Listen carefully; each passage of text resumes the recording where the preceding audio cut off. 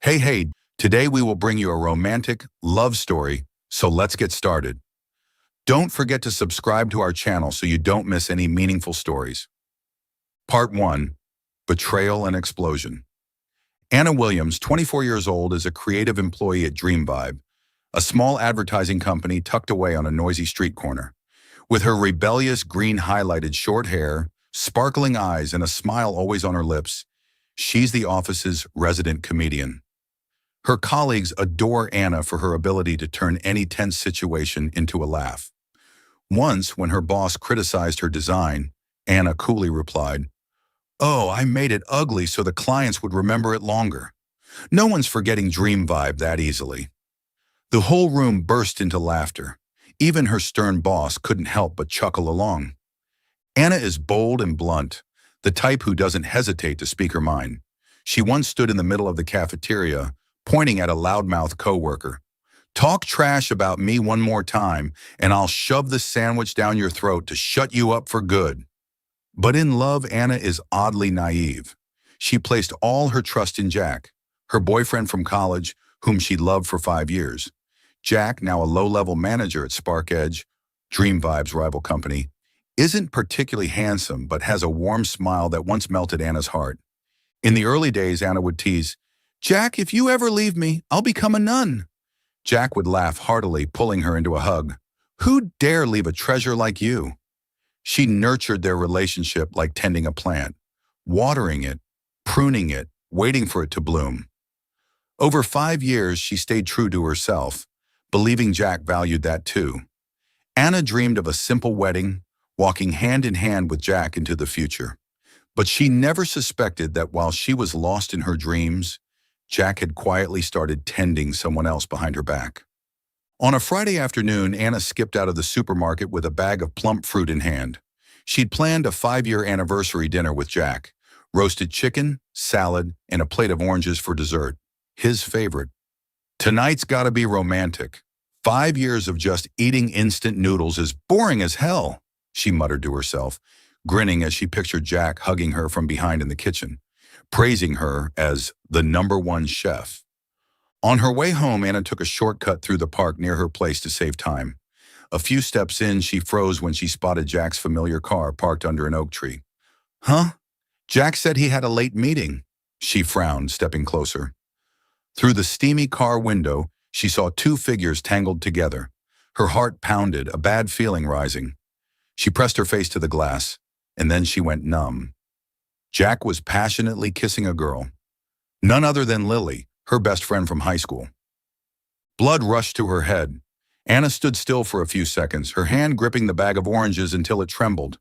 Then, like a volcano erupting, she roared, "Open the door right now, you jerk!"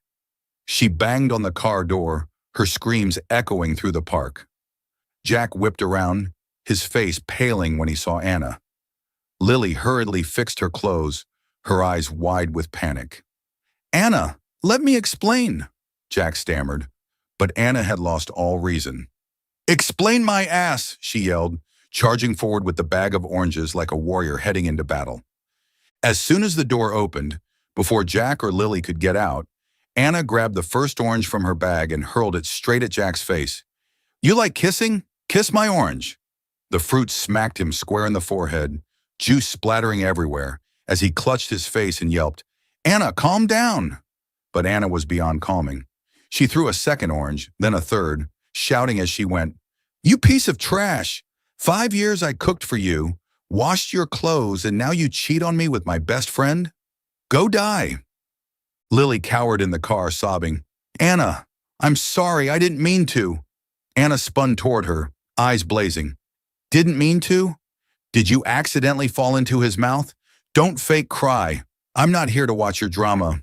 She lobbed an orange at Lily, hitting her shoulder and making her shriek.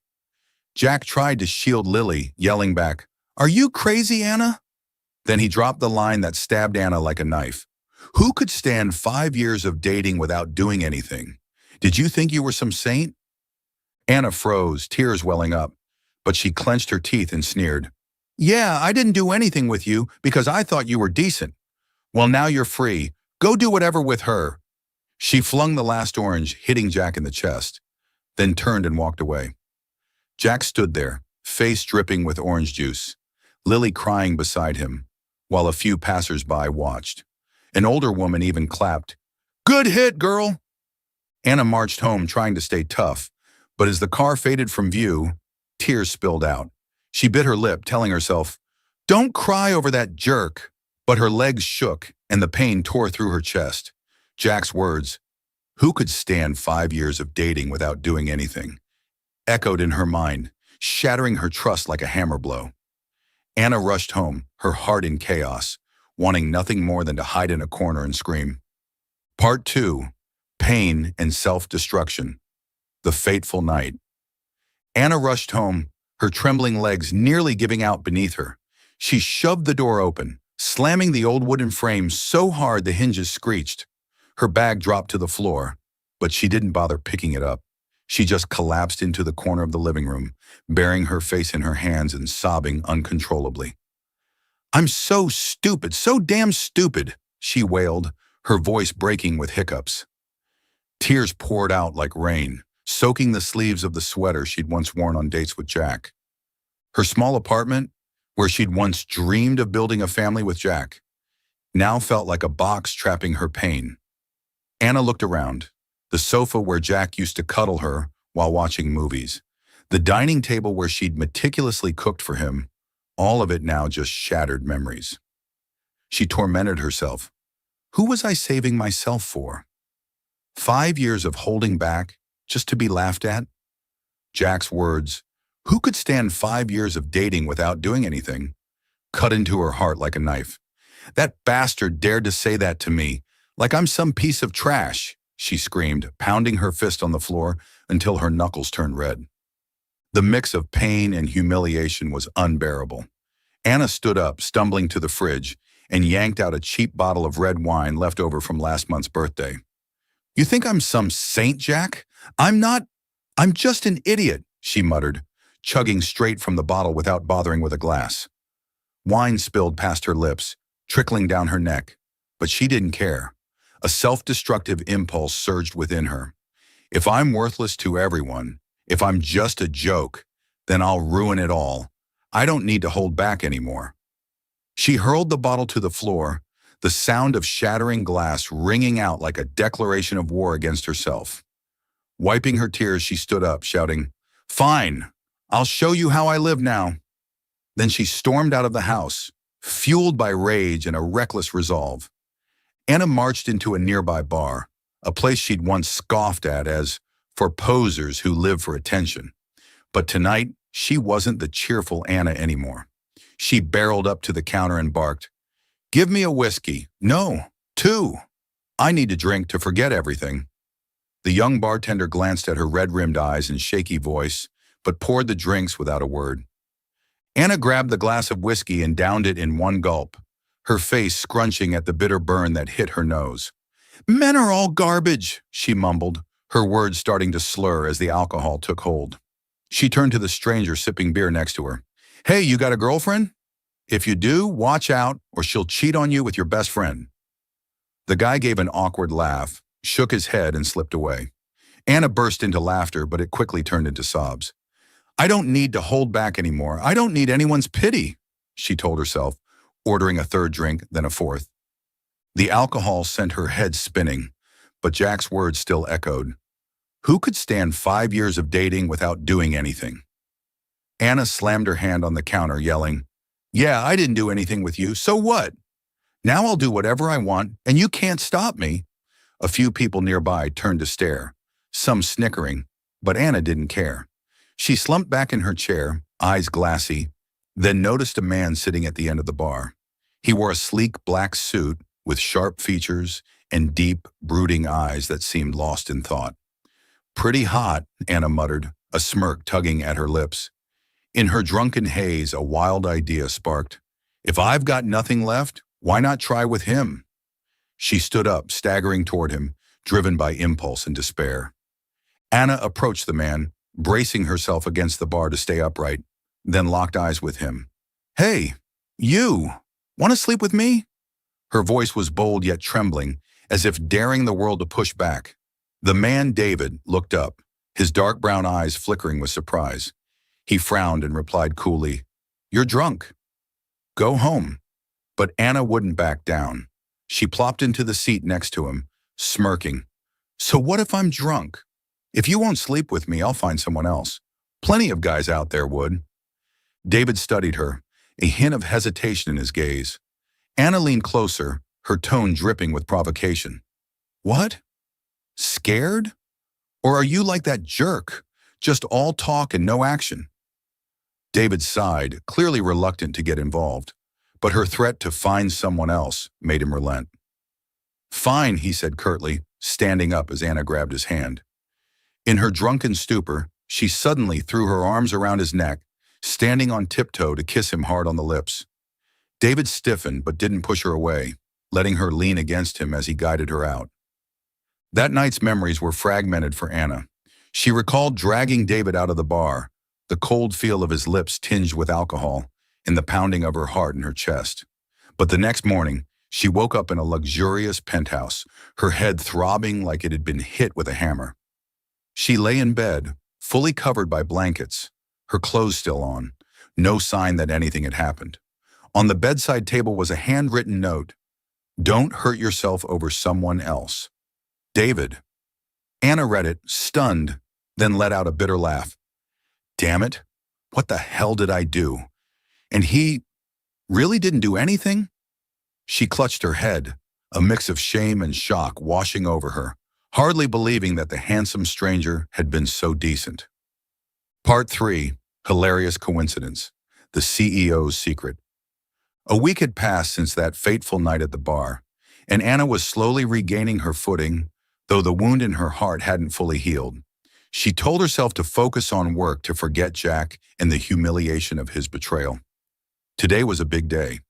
Dream Vibe had a contract signing with Blackstone, a financial giant that the entire company had been eagerly anticipating. Anna slipped into a deep teal office dress, tied her hair up high, and strode confidently into the meeting room with a thick stack of documents in hand. "I've got to nail this today.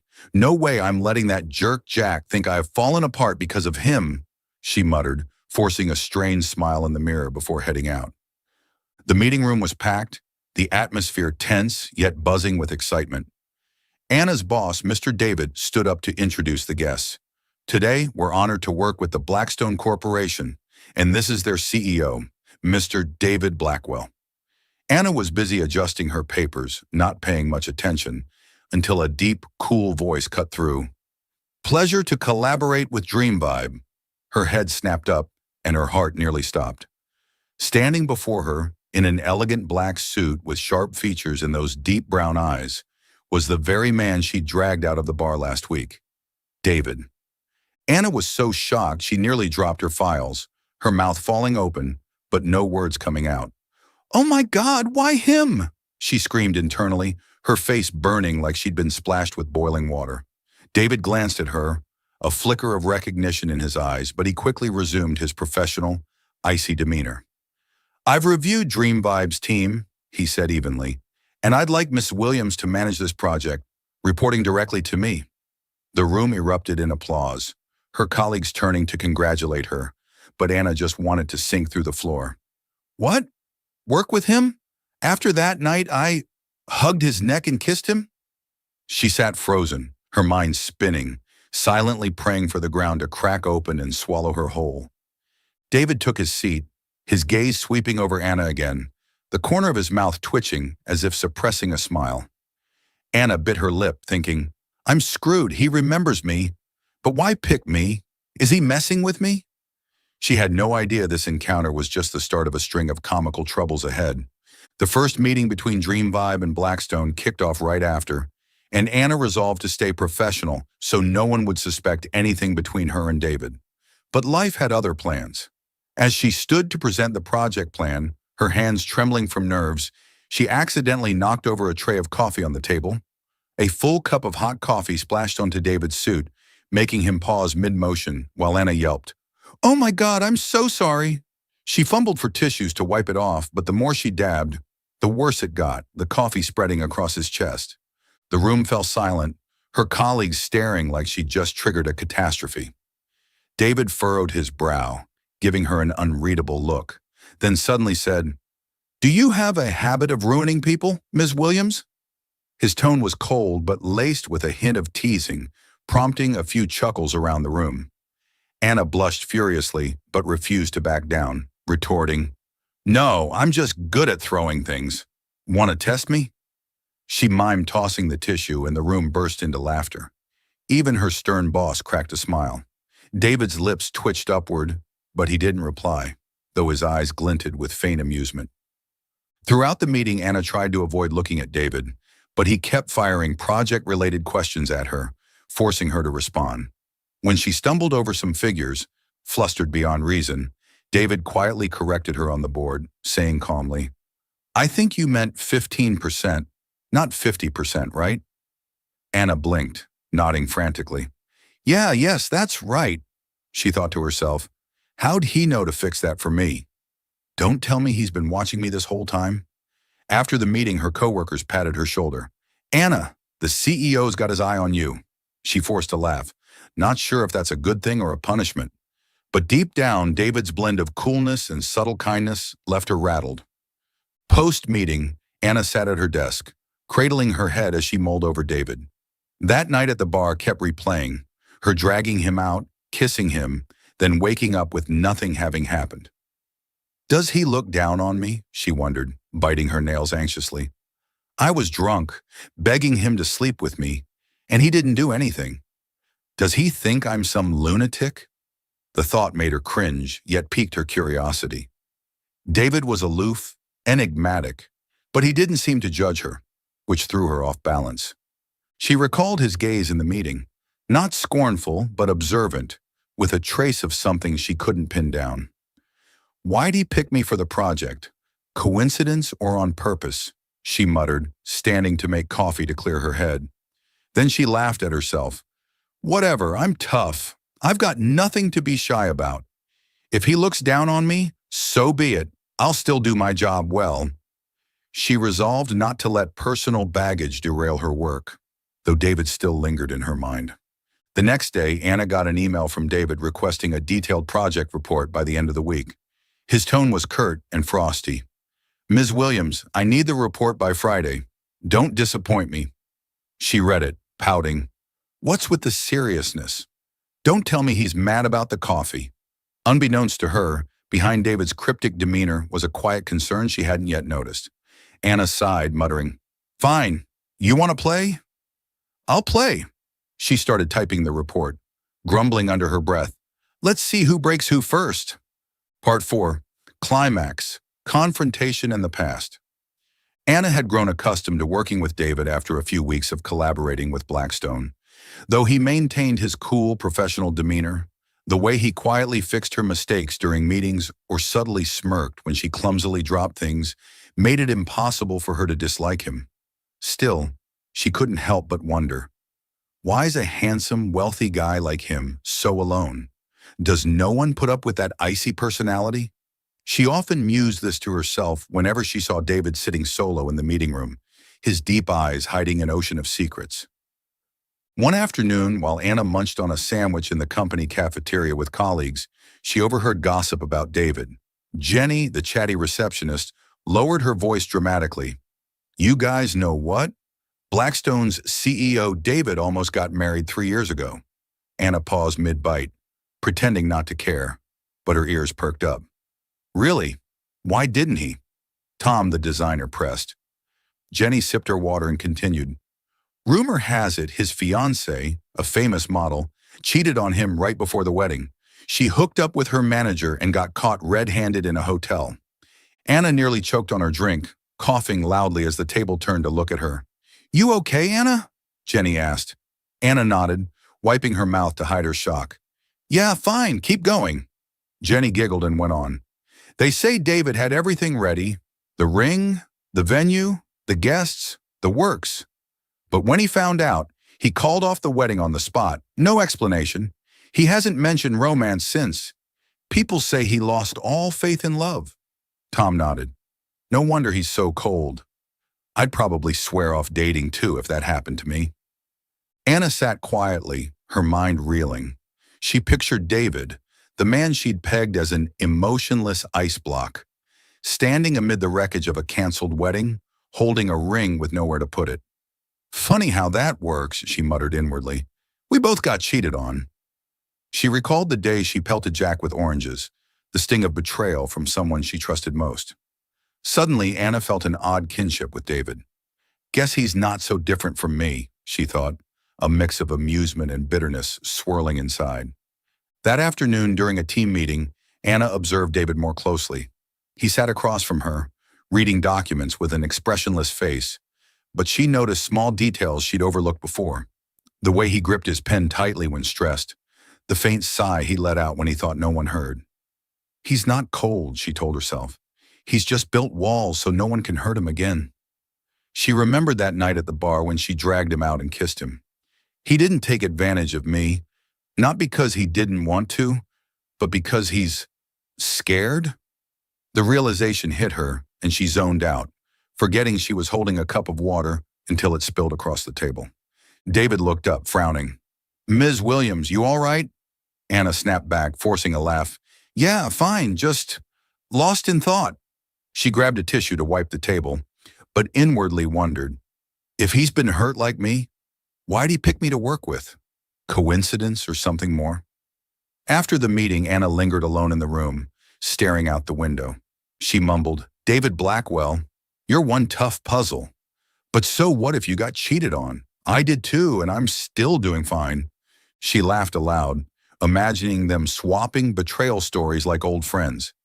Bet he never threw oranges at his ex, she thought, then added, oh well, he's not so bad.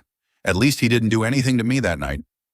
This unexpected empathy made Anna feel closer to David, though she wasn't ready to admit it. She decided to dig deeper into him, not out of curiosity, but because of a strange feeling growing inside her, one she wasn't ready to name. Weeks after that bar night and the tense work sessions with David, Anna felt her life stabilizing again. She stayed busy with the Blackstone project, still clumsily spilling things in front of David. But at least she wasn't crying over Jack anymore. That jerk doesn't deserve my tears, she told herself each morning, applying lipstick in the mirror. But life never let Anna off easy. One afternoon, as she left Dream Vibe after work, a familiar voice called out, Anna, wait up! She turned and saw Jack, the ex she'd once bombarded with oranges. He wore a wrinkled shirt, his hair a mess, looking far worse than the day she caught him kissing Lily in the car. Anna crossed her arms, her voice icy. What do you want? Don't tell me you're lost and begging for scraps. Jack stepped closer, his face full of regret. Anna, I know I messed up. Just hear me out once, please.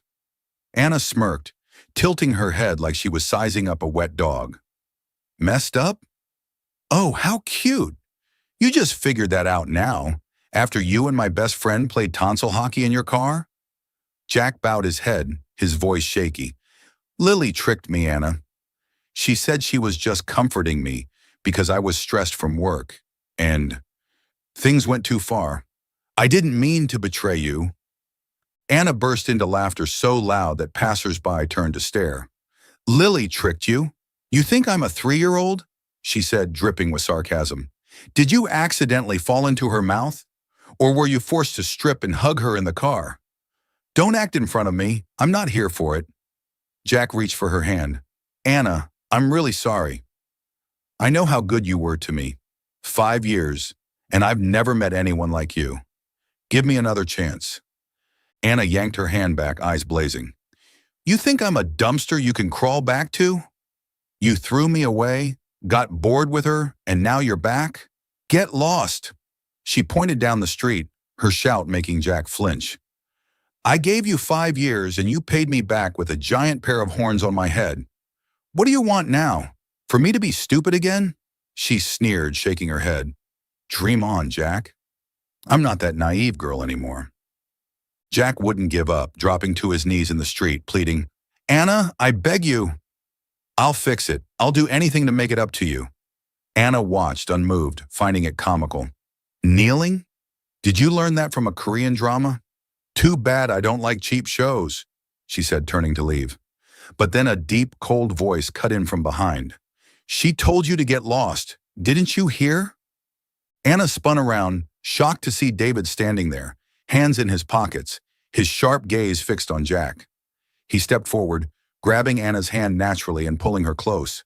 "She's mine," David said evenly, his tone commanding. "Stay away from her unless you want trouble." Jack looked up, pale and stammering. "Who are you?" David smirked, replying curtly, "Someone you don't need to know."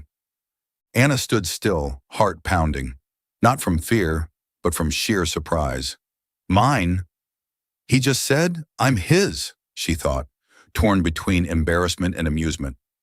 Jack glanced between David and Anna, clearly intimidated by David's presence. "Anna, who's this guy?" he asked, voice trembling. Anna shrugged, grinning wickedly. "My new boyfriend. Handsomer than you, richer than you, and doesn't know what cheating is. Jealous yet?" Jack stood, face flushed with anger, but he didn't dare challenge David. "Fine, Anna, you'll regret this," he muttered, storming off like a beaten dog. Anna watched him go, relieved, then turned to David. "What are you doing here? And what's with the 'she's mine' bit?" David let go of her hand, his tone flat. "I was passing by, saw you in trouble." That line was just to get rid of him. Anna pouted. "Well, thanks, but don't claim me as yours next time. I haven't sold myself to anyone yet." David chuckled, the first real laugh she'd seen from him, and said, "I'm not buying. But if you want to throw oranges at him again, I'll help." Anna laughed heartily. "Deal. Next time, you're my assistant." She didn't realize this moment had brought them closer, though neither acknowledged it yet. After Jack's pathetic apology and Anna's blunt rejection, she thought she'd seen the last of her scummy ex. But Jack wasn't one to let go easily. A few days later, on a late afternoon as Anna waited for the bus near the office, she spotted his familiar figure approaching. This time, he wasn't the remorseful wreck from before. His face was red, eyes wild with rage, clearly drunk from somewhere before showing up. Anna crossed her arms, frowning. "What now? Not tired of me yelling at you yet?" Jack stopped in front of her, his voice harsh. "Anna, you think you're hot stuff, huh? Found some rich, pretty boy, and now you look down on me?" Anna smirked, tilting her head. "Yeah, I've looked down on you since the day you kissed Lily in that car. No need to wait till now." Jack stepped closer, reeking of alcohol. "Don't act all high and mighty. You think I don't know about that night you got drunk at the bar? You were so easy you slept with some random guy and now you pretend you're better than me?" Anna froze for a second, stunned that Jack knew about that night. Maybe Lily had heard and spread it to smear her. But she quickly regained her composure, laughing loudly. "Easy, huh? I can still throw oranges at your face. Want to try again?"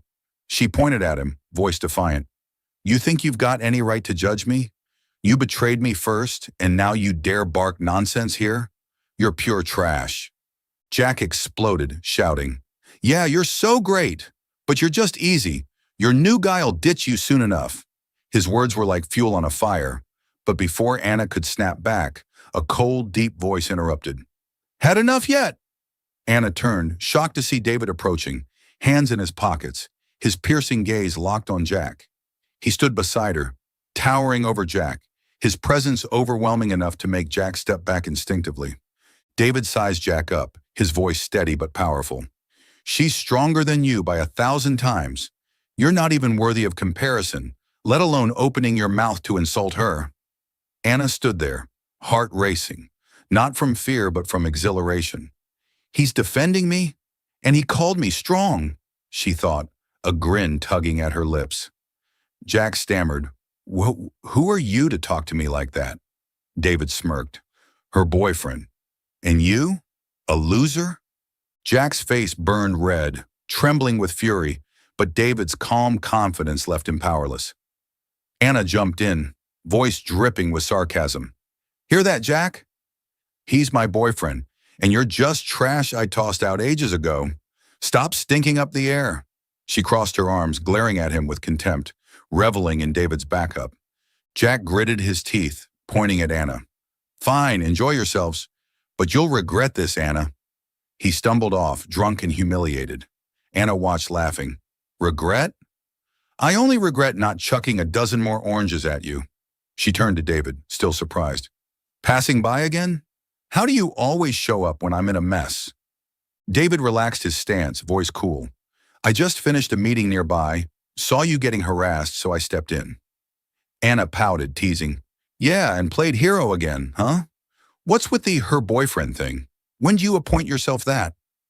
David glanced at her, a faint smile breaking through. You didn't like it? I thought you needed help chasing him off. Anna laughed. Oh, I liked it.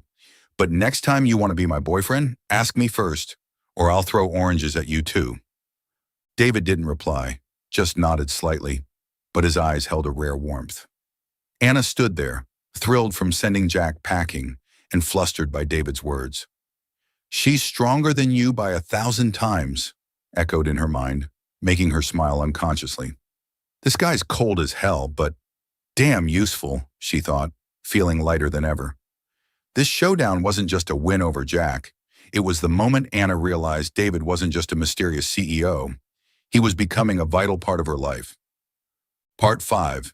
Major conflict, feelings laid bare.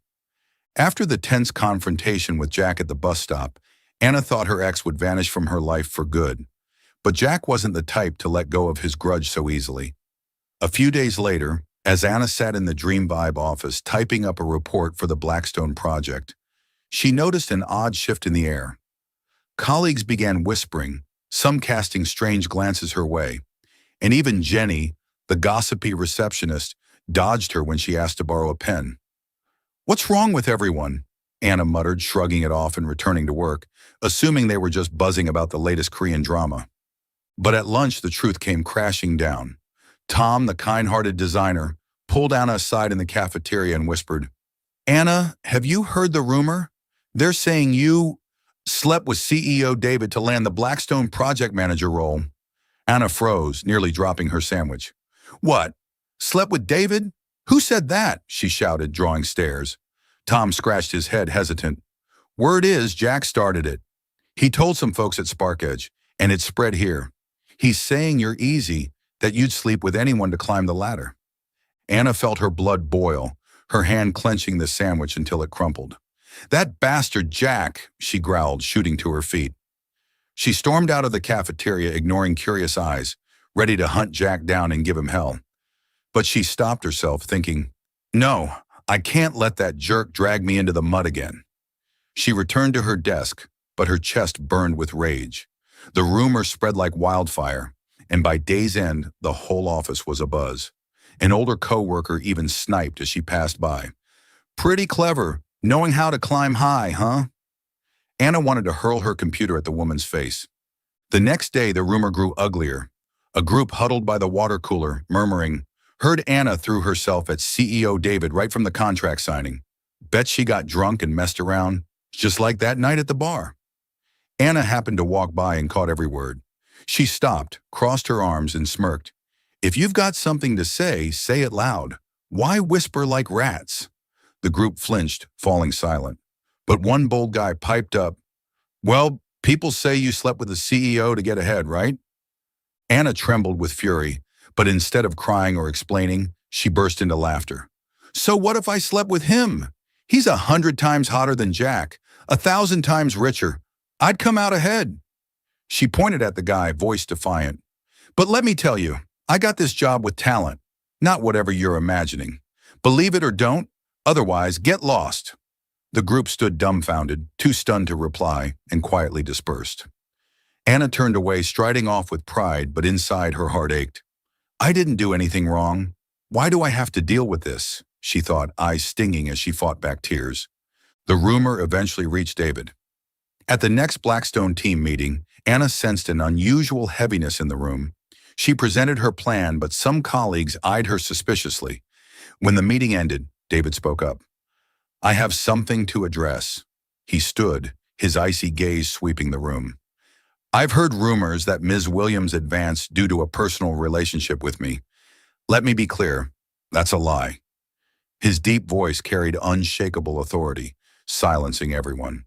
He continued, Ms. Williams was chosen for her skills, not for any other reason. I know who started this rumor, and I'll sue them for defamation. If anyone here keeps spreading it, I won't let it slide. His stare pierced each person, his presence so commanding no one dared breathe loudly. Anna sat still, heart pounding, stunned that David would publicly defend her like this. He knows it's Jack, she thought, both shocked and touched. After the meeting, David asked Anna to stay behind. Alone in the room, he turned to her, his tone softer. You okay? Anna nodded, then smirked. Yeah, I'm fine. Called easy and still kicking. Thanks for shutting down the rumor, or I'd have to start throwing oranges at the whole company. David's lips twitched. I don't want my project manager distracted by nonsense. Anna grinned. So you're worried about me? Don't tell me you actually like me. David didn't answer, just turned away, but a hint of warmth flickered in his eyes. Anna left the meeting room lighter than ever. Not only was she cleared, but she felt David's genuine protection.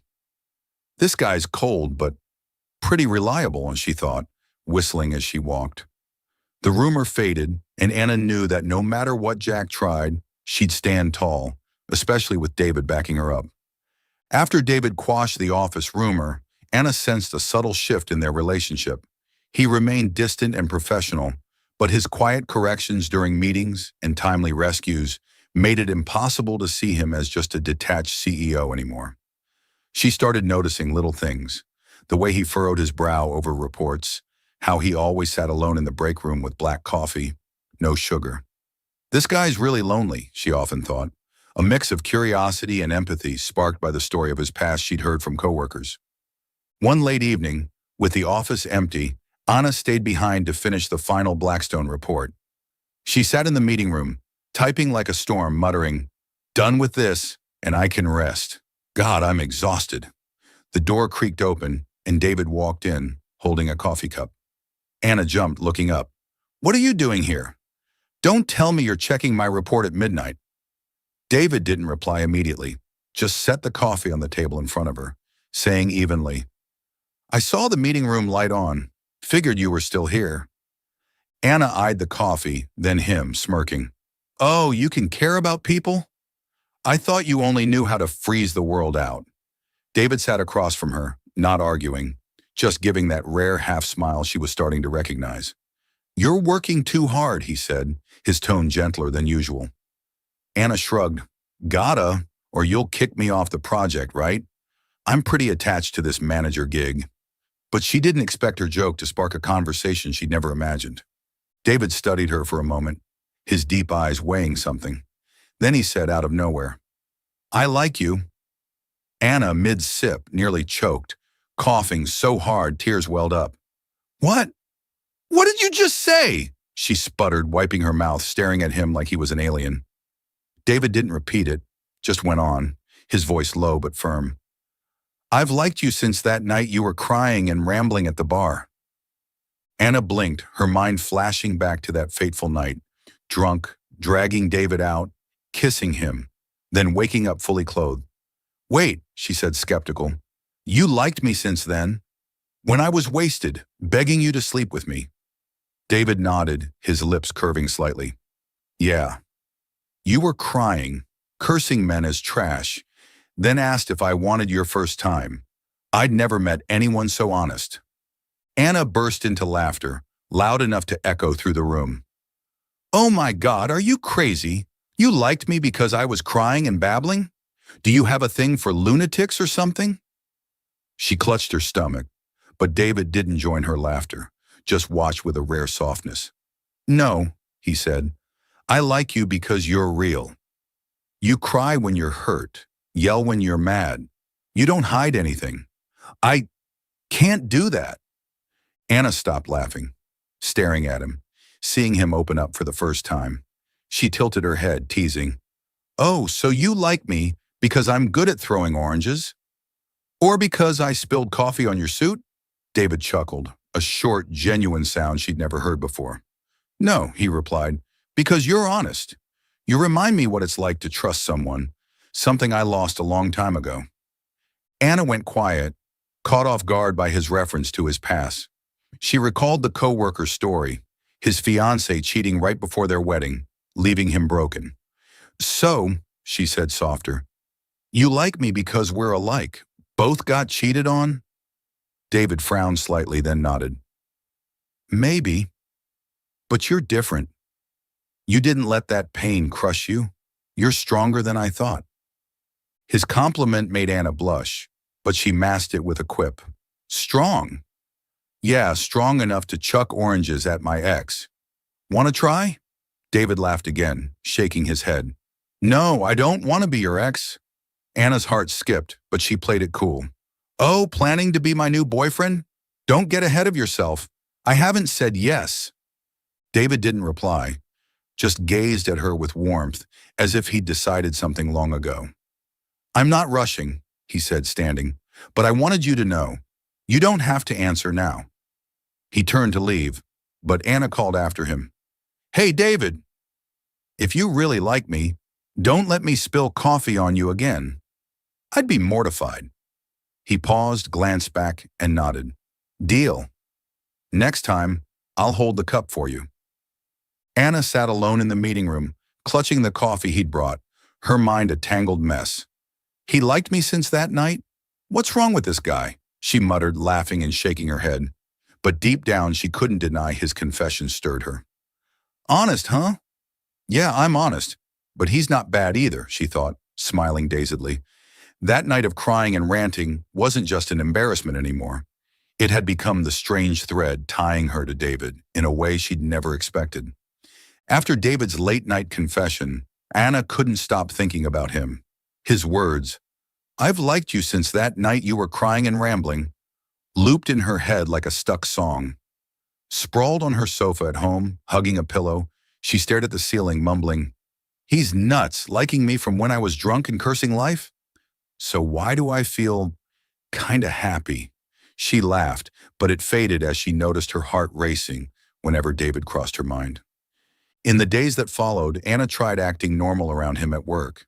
But every time he appeared, in his crisp black suit, with that steady voice, or smirking faintly when she dropped something, her insides twisted. Am I actually falling for him, she wondered, typing a report while nibbling her nails. She replayed the times he'd stood up for her, chasing off Jack at the bus stop, shutting down the office rumor. Even that night, he didn't take advantage of her, despite her drunken antics. He's not like Jack, she thought. He doesn't just talk, he acts. But Anna resisted admitting it. She told herself, like him? No way. It's just because he's hot and rich.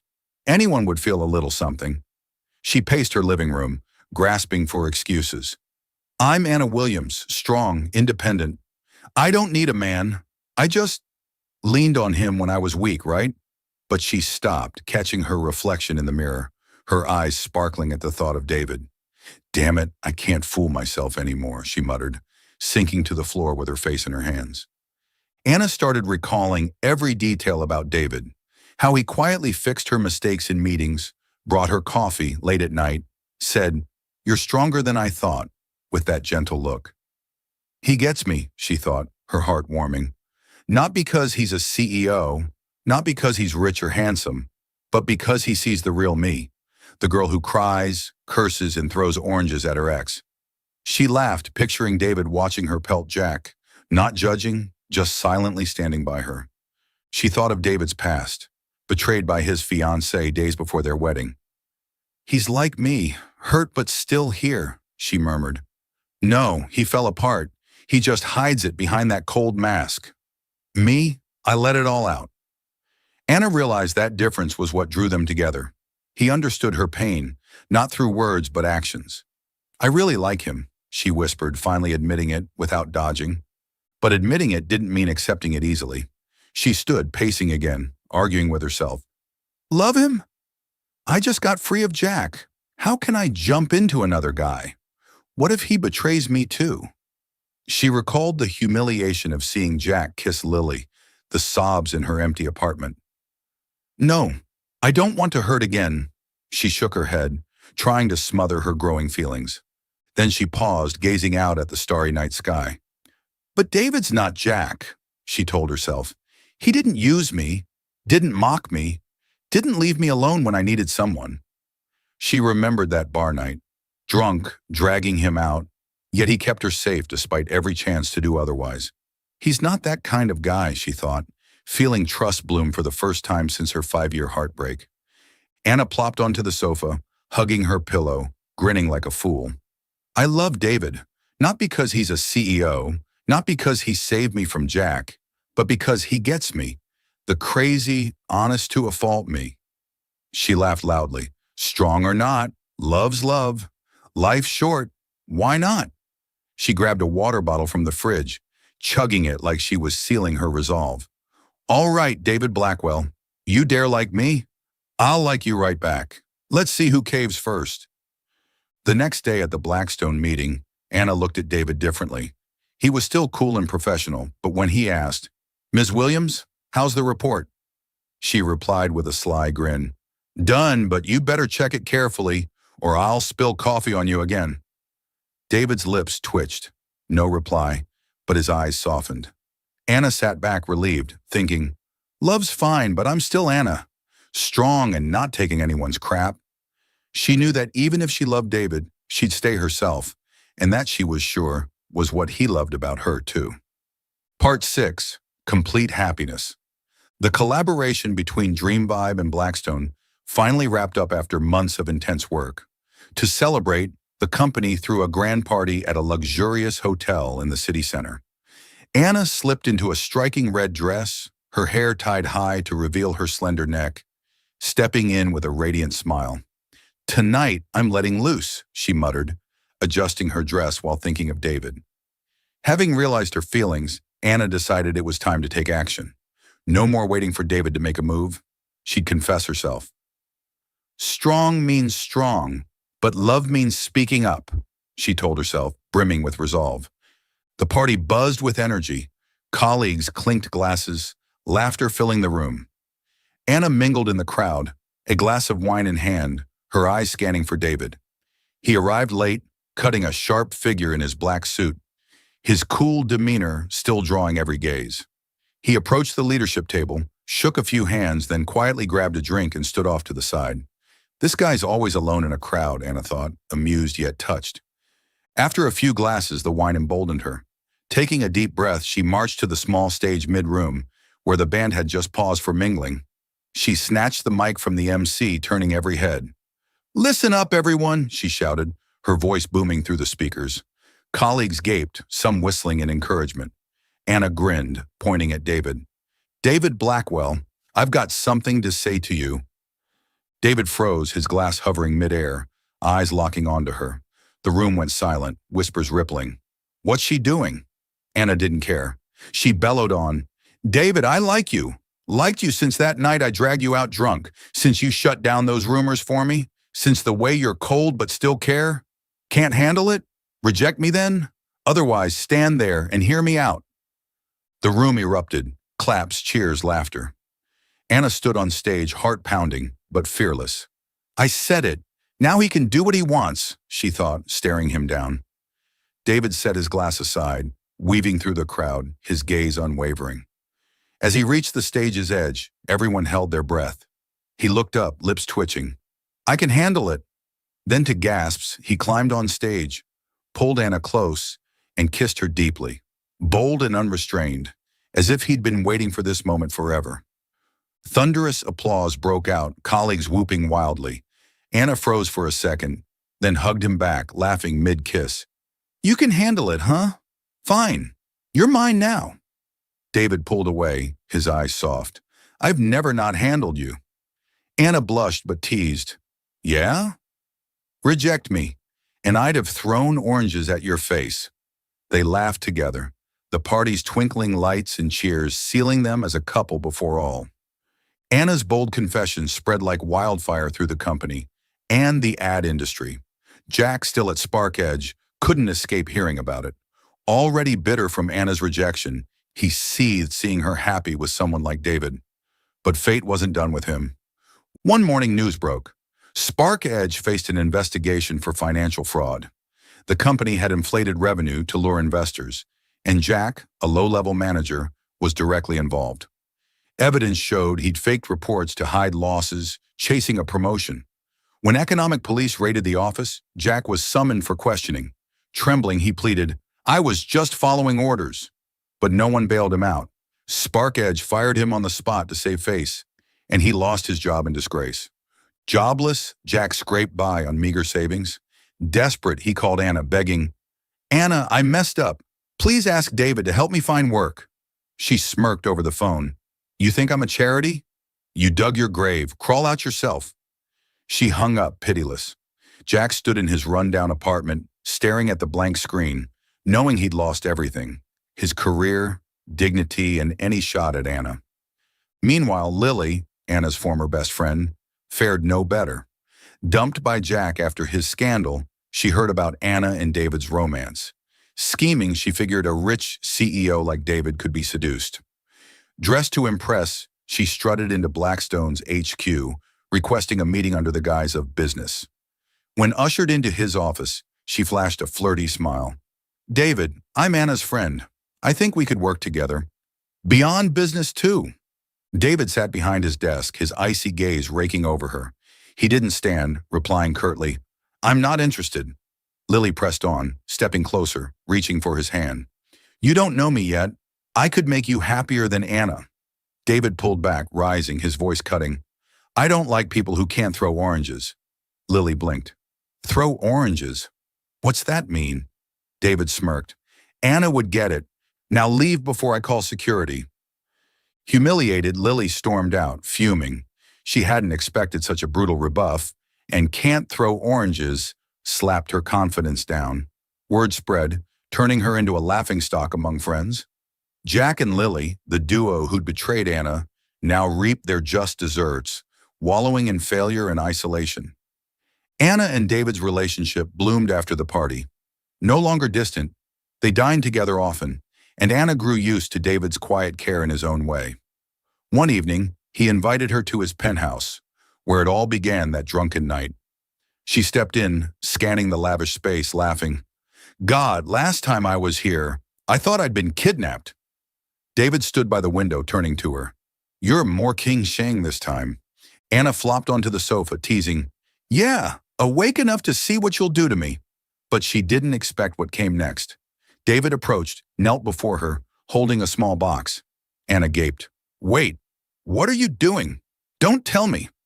He opened it, revealing a simple yet elegant silver ring glinting under the light. "Anna," he said, voice warm, "I want you with me. Not just one night, but a lifetime." Anna stared at him, then the ring, tears welling but quickly replaced by a laugh. "Oh my God, you're proposing? No oranges this time, just my heart." She lunged into his arms, yelling, "Yes, I'll do it. But you better not cheat, or I'll throw a whole basket at your face." David laughed, a rare bright sound, hugging her tight. "I wouldn't dare. You're the only one I want." They held a small wedding months later, inviting only close friends and family. Anna glowed in a white dress beside David in his black suit, beaming for the camera. She was no longer the girl sobbing over Jack. She'd found true love, someone who saw and cherished her real self. Jack and Lily faded into a distant past as Anna and David built a future, leaving pain behind. One evening, lounging on the penthouse sofa, Anna leaned on David's shoulder, whispering, "You know, I never thought that drunk night would lead me here." He held her hand, replying, "Neither did I, but I'm glad you dragged me along." Anna laughed. "Yeah, dragging you was my smartest move." They embraced under the warm lights, their happiness complete, like a perfect dream. Thank you for following this heartfelt story of Soul Stories channel. Share your thoughts about the story in the comments below. If you believe that true love can withstand all trials and sometimes begins in the simplest of ways, don't forget to hit the like button and share this story with your friends. To never miss out on touching and meaningful stories, subscribe to our channel and help us spread messages of love and warmth to everyone. Let's cherish the beautiful moments of life and love together.